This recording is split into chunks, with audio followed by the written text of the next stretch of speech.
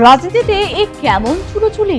BJP বিধায়ক কৌস্তব বাগচির প্রতিজ্ঞার কথা কারো অজানা নেই। মস্তক মুন্ডন করে তিনি ধনুক ভাঙা পণ নিয়েছিলেন। তৃণমূল ক্ষমতাচ্যুত না হওয়া পর্যন্ত মাথায় চুল রাখবেন না, আর সেই শপথ তিনি পালনও করেছেন।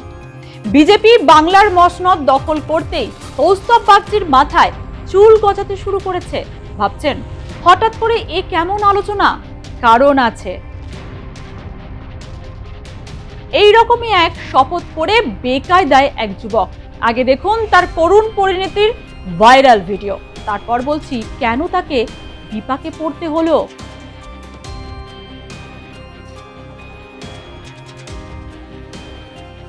দেখলেন তো, কিছুটা নিশ্চয় আন্দাজ করতে পেরেছেন। এবার বলি আসল ঘটনা কি। বিধানসভা নির্বাচনের আগে হিঙ্গলগঞ্জে বিজেপি প্রার্থী রেখা পাত্রকে নিয়ে চ্যালেঞ্জ ছুড়ে দিয়েছিলেন এই যুবক। হিঙ্গলগঞ্জ ব্লকের সাহেবখালী গ্রাম পঞ্চায়েতের 186 নম্বর বুথের বাসিন্দা সিদ্ধার্থ মণ্ডল। তার দাবি ছিল রেখা পাত্র জিতলে তিনি ন্যাড়া হয়ে আলকাতরা মেখে 2 মাস ঘুরবেন। আর তার এই শপথ কাল হলো। সোশ্যাল মাধ্যমে সেই ভিডিও ভাইরাল হয়। রেখা পাত্র যদি যেতে আমি 2 মাস নেড়া হয়ে আলকাতরা আমাকে করব। রেখা পাত্র যদি যেতে আমি 2 মাস নেড়া হয়ে আলকাতরা আমাকে করব। বিজেপি এখন ক্ষমতায়। রেখা পাত্র হিঙ্গলগঞ্জ বিধানসভা থেকে জিতে বিধায়ক হয়েছেন, ময়দানে নেমে দাপিয়ে কাজ করছেন।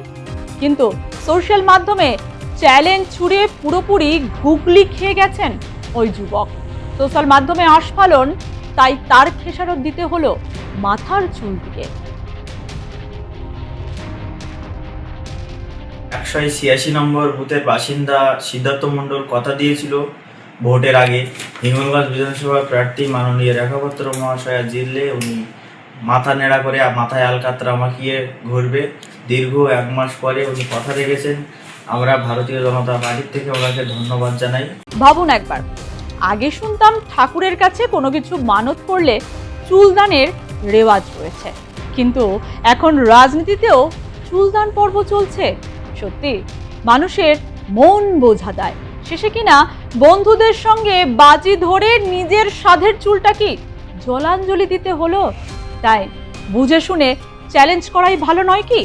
যদিও হিঙ্গলগঞ্জ বিধানসভা কেন্দ্রে রেখা পাত্র তৃণমূল প্রার্থী আনন্দ সরকারের লড়াইটা হাড্ডাহাড্ডি ছিল। এক রুদ্ধশ্বাস জয় ছিনিয়ে নেন বিজেপি প্রার্থী রেখা পাত্র। রেখা পাত্র মোট 1,02,07 ভোট পান। অন্যদিকে তৃণমূলের আনন্দ সরকার পেয়েছেন 94,786 ভোট। 5,421 ভোটের ব্যবধানে হিঙ্গলগঞ্জে জয় নিশ্চিত করেন রেখা পাত্র।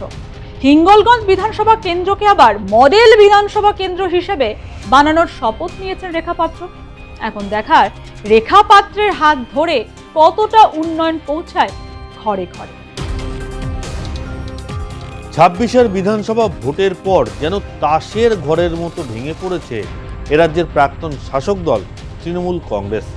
তৃণমূলের একের পর এক নেতা যখন পুলিশের হাতে গ্রেফতার হচ্ছেন, ঠিক তখনই মালদার রাজনীতিতে বড় চমক।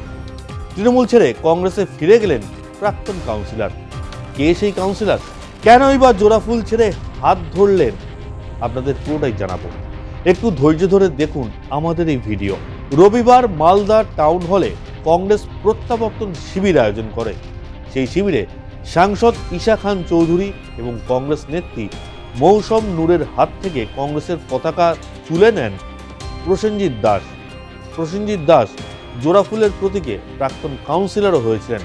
বর্তমানে তিনি আর কাউন্সিলর পদে নেই। মালদা কলেজের ছাত্র সংসদের সাধারণ সম্পাদক হিসেবে তার রাজনৈতিক কেরিয়ার শুরু। এরপর তৃণমূল ছাত্র পরিষদের সভাপতির পদে থেকে সংগঠনকে শক্তিশালী করেন। ধাপে ধাপে দলের বিভিন্ন দায়িত্ব সামলে তিনি জেলা তৃণমূল যুব কংগ্রেসের সভাপতির দায়িত্ব পালন করেছেন। সংগঠনের বিভিন্ন স্তরে দায়িত্ব সামলানোর পর 26-এর নির্বাচনে তাকে গাজল বিধানসভা কেন্দ্র থেকে প্রার্থী করেছিল তৃণমূল কংগ্রেস। রাজনীতির ময়দানে তার প্রথম বড় নির্বাচন ছিল ইংরেজবাজার পুরসভার কাউন্সিলর হিসেবে। 2015 থেকে 2022 সাল পর্যন্ত কাউন্সিলর হিসেবে দায়িত্ব পালন করে শহরের রাজনীতি থেকে ধীরে ধীরে জেলার রাজনীতিতেও সক্রিয় হয়ে ওঠেন তিনি।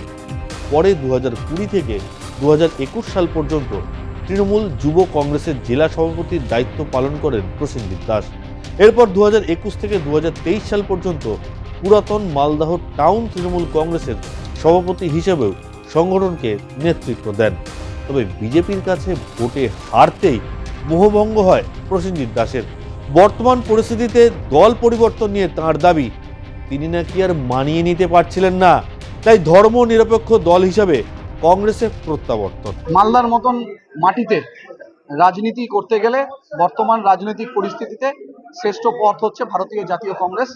মৌসুম নূর আমাদের নেত্রী ছিলেন, তিনিও মাস কয়েক আগে ফিরে এসেছিলেন তৃণমূল ছেড়ে কংগ্রেসে। আমিও আজকে তৃণমূল ছেড়ে কংগ্রেসে ফিরে আসলাম এবং অনেক লম্বা লাইন আছে, আগামী দিন আপনারা দেখতে পাবেন। দেখুন না কি হয়, সবটা তো এখন বলা যাবে না। দেখুন, সম্ভাবনা ছিল আপনাদের বিজেপিতে যোগদানের সম্ভাবনা ছিল, আমি আপনাকে তো আবারও বললাম, মালদার মতন মাটিতে দাঁড়িয়ে মানুষের কাজ করতে গেলে, রাজনীতির কাজ করতে গেলে, ধর্মনিরপেক্ষতার ঊর্ধ্বে উঠে মানুষের পাশে থাকতে গেলে একটাই পথ হচ্ছে ভারতীয় জাতীয় কংগ্রেস। কি সমস্যা হচ্ছিল তৃণমূলে? মানিয়ে নিতে পারছিলাম না বর্তমান রাজনৈতিক পরিস্থিতি যা চলছে বা দলের যে সম্পর্কিত যে আলোচনা বা পরিস্থিতি উঠে আসছে, সে জায়গায় মনে হয়েছে যে আমার কংগ্রেসে ব্যাক করে যাওয়াটাই ভালো।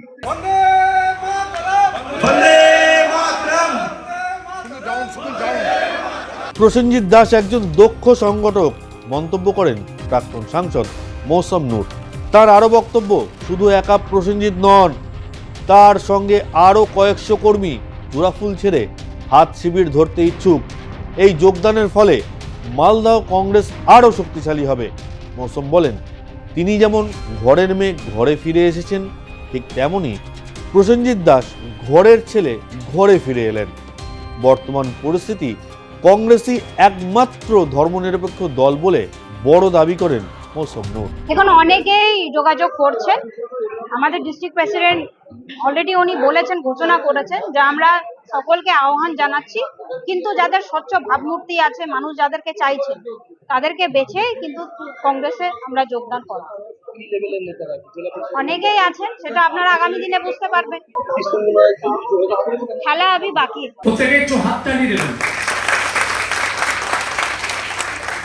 এদিকে প্রসেনজিৎ দাসের যোগদানের দিনই রাজ্যের বর্তমান শাসক দল বিজেপির বিরুদ্ধে বড় অভিযোগ করলেন মালদহ দক্ষিণের সাংসদ তথা জেলা কংগ্রেস সভাপতি ঈশা খান চৌধুরী।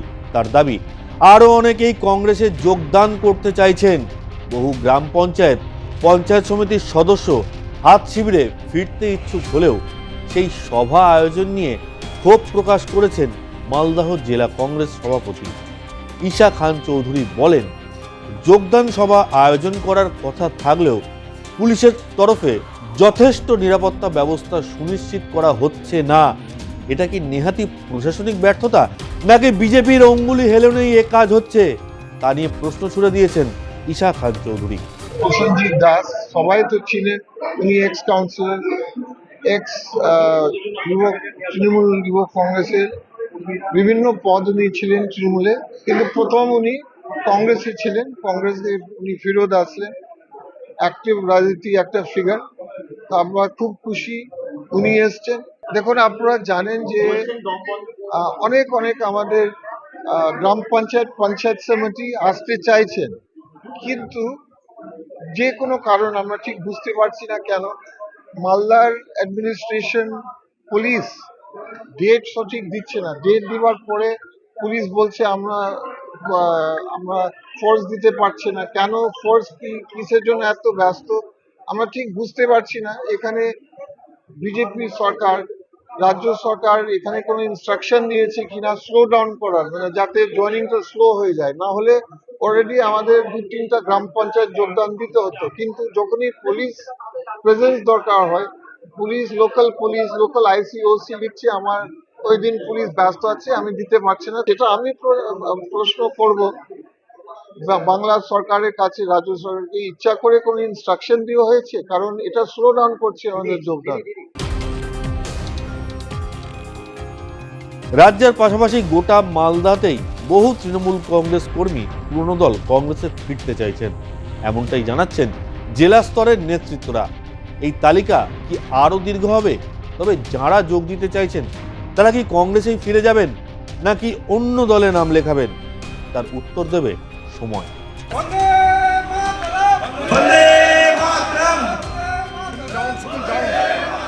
কি রে, তোর বেশ র্যাশ হয়েছে দেখছি। হ্যাঁ রে, কি করব বলতো, র্যাশগুলো কিছুতেই কমছে না। অনেক কিছু ইউজ করলাম তবুও কমছে না। আমার মনে হয় তোকে কোনো একজন ভালো ডার্মাটোলজিস্টের কাছে দেখানো উচিত। তুই ঠিক বলেছিস, কিন্তু কোনো ভালো ডার্মাটোলজিস্ট থাকলে একটু সাজেস্ট কর না প্লিজ। এই তোর তো একবার র্যাশ হয়েছিল না, তুই কোথায় দেখিয়েছিলিস? তুই একবার গৌরীদেবী হসপিটালসে দেখাতে পারিস, ওখানে ভালো এক্সপিরিয়েন্স ডার্মাটোলজিস্ট আছে। আমারও সেম প্রবলেম হয়েছিল, এখন ওখানে ট্রিটমেন্ট নিয়ে আমি এখন ঠিক আছি।